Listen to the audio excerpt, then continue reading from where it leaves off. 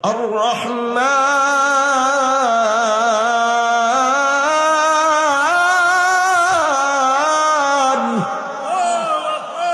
علم القرآن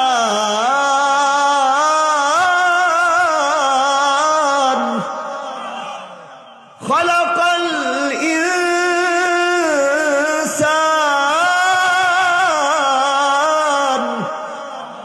علمه البيان।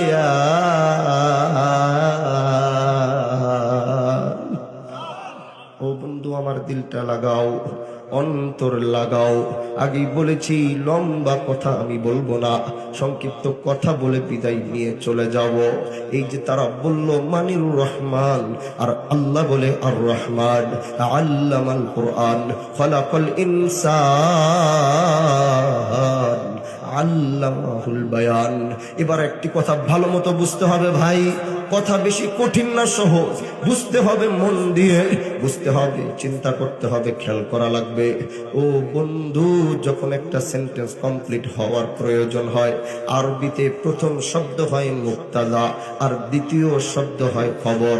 ঠিক যেমন এভাবে যদি বলা হয় হানজালা, হানজালা তো একটা ইসিম।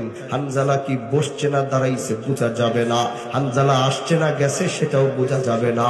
যদি বলা হয় হানজালা এসেছে, তাহলে এই সেন্টেন্স কমপ্লিট। এজন্য আল্লাহ পাক সূরা রহমানে মুক্তাদা ব্যবহার করেছে একটা, বলে কোনটা? বলে মুক্তাদা হচ্ছে আর রহমান। এবার এই রহমানটা কে, তার পরিচয় আল্লাহ গোটা রহমানের মধ্যে দিয়েছে। এখানে একটা মেন বিষয়, বুঝার বিষয়, সেটা হচ্ছে আল্লাহ পাক বলছে আর রহমান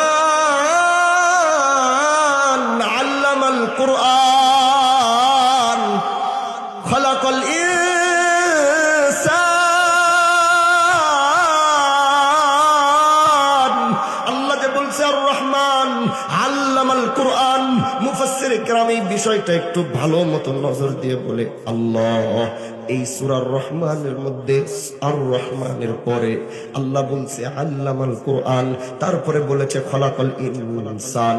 কিন্তু মানুষ সৃষ্টির কথা আল্লাহ আগে না বলে আল্লাহ কোরআনের ইলমের কথা আগে কেন বলল?